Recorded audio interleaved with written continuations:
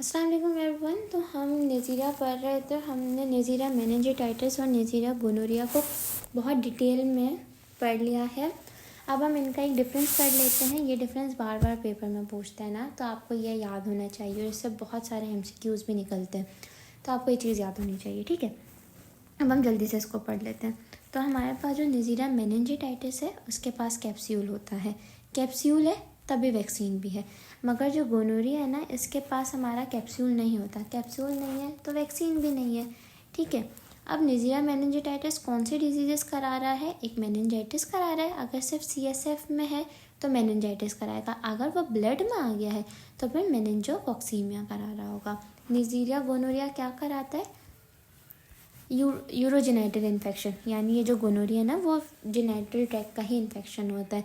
और अगर from mother to baby infection transmit हुआ है ड्यूरिंग विजाइनल डिलीवरी, तो बच्चों की आंखों में इन्फेक्शन होगा, न्यूनेटोरम कंजक्टिवाइटिस कहते हैं। नेज़ीरिया मेनिंजाइटिस ग्लूकोज को, माल्टोज को, सबको फर्मेंटेट कर देगा। गोनोरिया माल्टोज को फर्मेंटेट नहीं करता, सिर्फ ग्लूकोज को फर्मेंटेट करता है।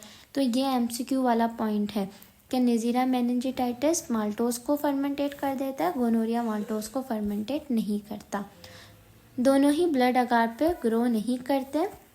बाकी जो हमारा नेज़ीरिया मेनिंजाइटिस है ये इतना रेजिस्टेंट नहीं होता एंटीबायोटिक्स के लिए, मगर गोनोरिया रेजिस्टेंट होता है एंटीबायोटिक्स के लिए। साथ ही साथ एक और पॉइंट है कि मेनिंजाइटिस का जो एंडोटॉक्सिन है वो लिपोपॉलीसैकेराइड है, मगर गोनोरिया का लिपोओलिगोसैकेराइड है। ठीक है, तो ये वाले ऐसे पॉइंट्स हैं जो पेपर में बार बार पूछे जाते हैं और आप इन्हें अक्सर कंफ्यूज होकर गलत कर देते हैं। तो इस वजह से एक टेबल के फॉर्म में मैंने आपको सारी चीज़ें करवा दी हैं। तो अब तक हमने माइक्रोबायोलॉजी में स्ट्रेप्टोकोकस, स्टाफाइलोकोकस दोनों कंप्लीट कर लिया है। नेज़ीरिया भी हमारा कंप्लीट हो गया है।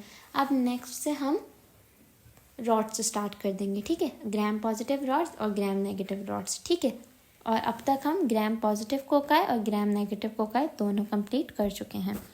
कुछ भी समझ ना आया हो तो आप मुझसे पूछ सकते हैं। कुछ पेपर में गलत ना करना, चीज़ें बहुत आसान है, बस बार बार रिवीजन की ज़रूरत है और एक अच्छा प्लेटफॉर्म चाहिए होता है जहाँ पे आपको सारे इंपॉर्टेंट पॉइंट्स मिल जाए। और मैं कोशिश कर रही हूँ कि मैं आपको आसान से आसान तरीके से आसान स्लाइड्स दिखाऊं ताकि आपको चीज़ें जल्दी और कम वक्त में याद हो जाए।